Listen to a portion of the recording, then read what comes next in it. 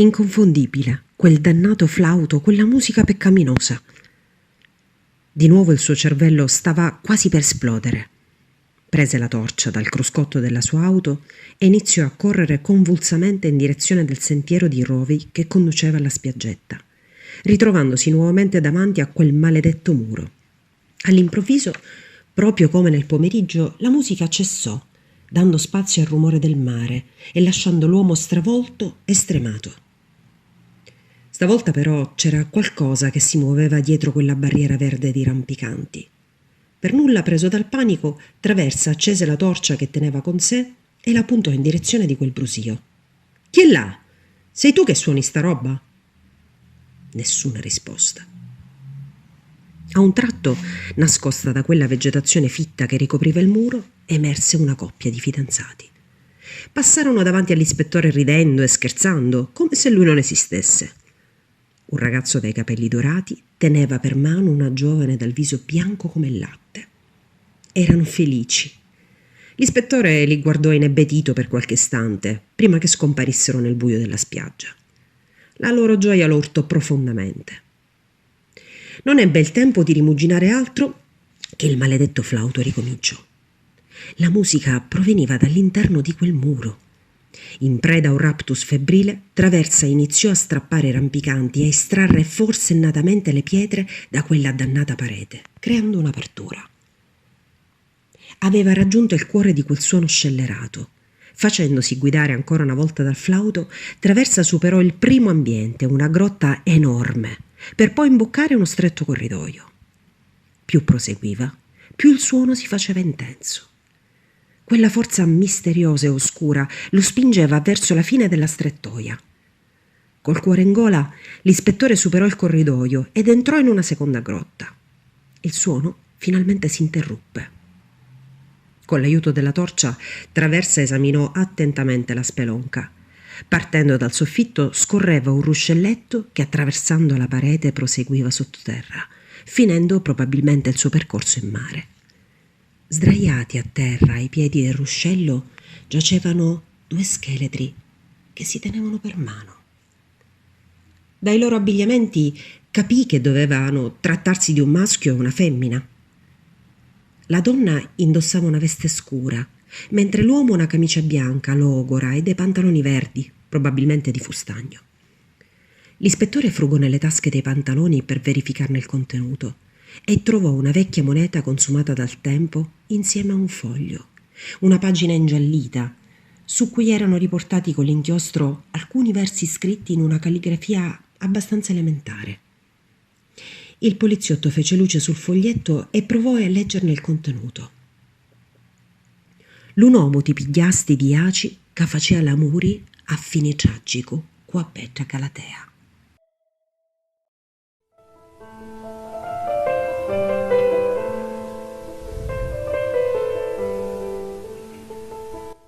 Aci, un pastoretto giovinetto, portava le pecore alla pastura alla riva chiara dello mare. Sotto lo specchio infuocato dello sole cresceva l'erba verde, dolce d'acquazzina, da una terra tenera, onde fiorisce la zammara, onde lo vento di scirocco varo deliano l'ombra di nuvole che passano selvaggi in tal cielo. Cantava lo pastoreggio, pampini di sospiri, carpestanno l'erba e guardano il mare con gli occhi ardenti di speranza. Lo vento alla marina tesseva voci di zampogna e lo gabbiano d'oro con l'ali aperta a vela saziava lo cielo con grida di vittorie. All'improvviso dell'infinito spazio dello mare aperto, incensato dallo profumo di laghi selvaggi, o pastoretto vide una gran conchiglia con due rote d'acqua tirata di una para di delfini con le sirene intorno che tagliavano l'onde con le code di pesci cantando l'un canto.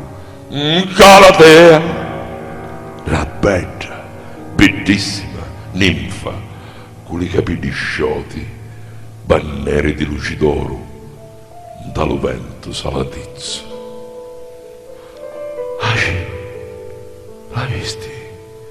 Guardando lo sole volare sopra l'ale stanchi dell'onde celesti. E fu pigliato dalle reti d'amore. Scordandosi delle pecore, vigna la marina con braccia stesi, portando zagare le rose, cavolia pittare lupette i capigli di la bella ninfa senza velo, scuma leggera d'aria bagnata di lumari.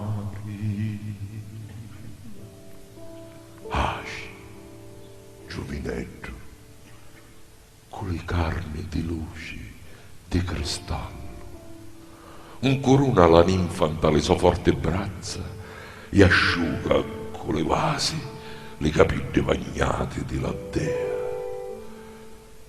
Pecati dello fuoco di l'amore stanno stretti incatenati, mentre sulla brucia di silenzio lo mormorio di lonne che si sfardano a riva.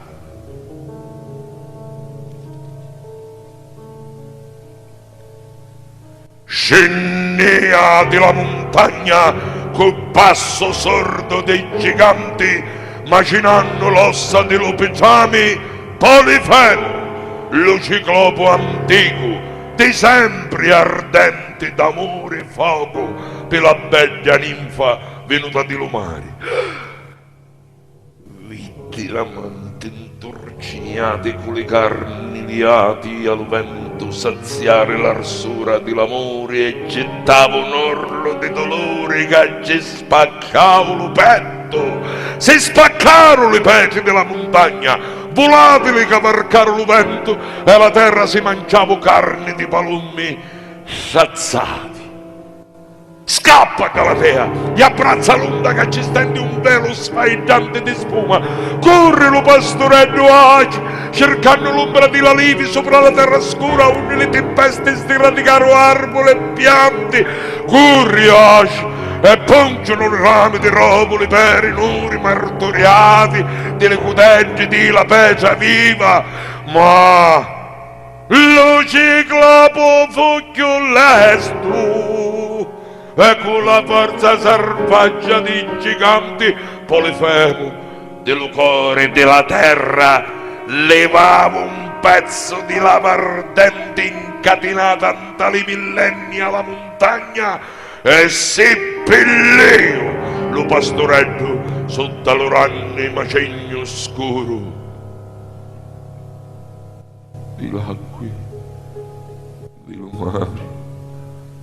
Senteva assumare lo pianto di la ninfa che abbrivirava l'onde. Le giuri dal suo petto diventarono spini e ogni spina ci pungiu lucori e lucori che voleva muri. Fu carne rubata lo profondo mare. Sopra la terra fuoco calarono lacrime di luci verdi. Ah! Dei! Divini immortali! Urlava Galatea con gli occhi fissi alla gran pecia scura. Tornatemi l'amore! Di lo pastoreggio mi e si visti un gran portento di sotto le tenaglie di fuoco di che da gran peta scura spottavo sangue che rosso prima si fece dolce d'acqua. Spuntaro canni verdi, cantaro le stidi cantaro maruli venti porticanti in talo cielo, cielo strillo.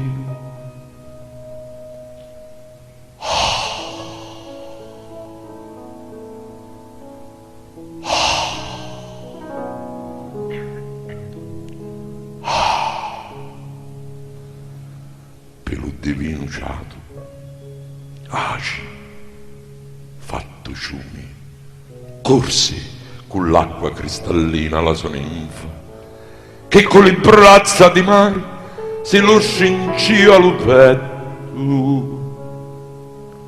Acqua, acqua, acqua, un'acqua, acqua, acqua, acqua, acqua, acqua, acqua, acqua, acqua, acqua, acqua. Una se ne sempre più l'eternità.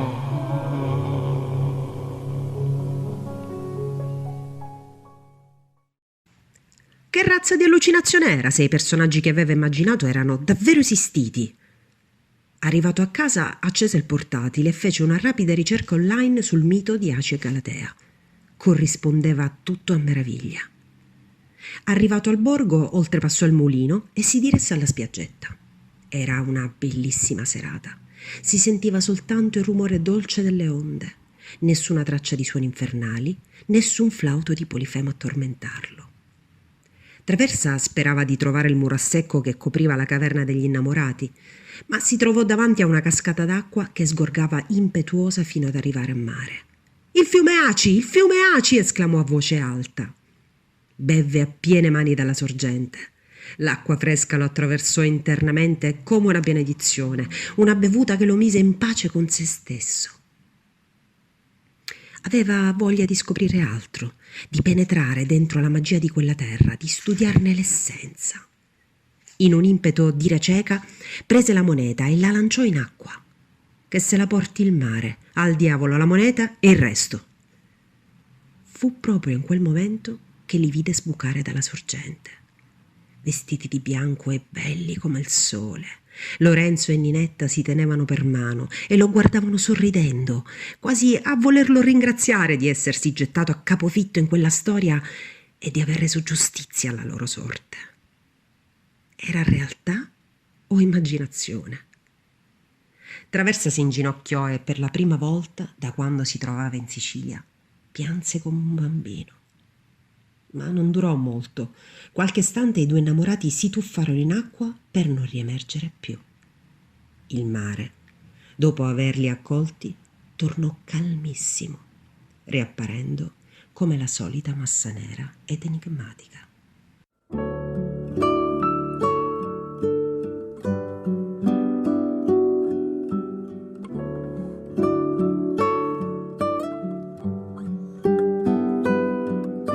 L'uomo ti pigliasti di Aci, che facea l'amore a fine tragico cu a Bedda Galatea. Si conta che o pasturi assai voleva bene a Galatea, e Pidda assai ne visti peni, pantalocchi si guardavano di veri innamorati. Gnorno se ne accorgiò di chi sto uomo scemo, che tanno lo chiamavano Loranne Polifemo.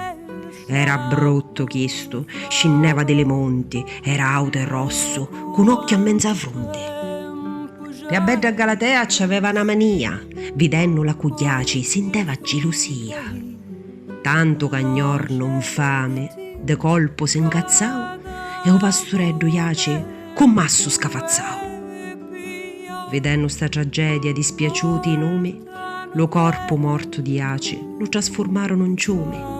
E di tanno, fino a ora, per massimo principio, lo ciumi scurri ancora su tale municipio.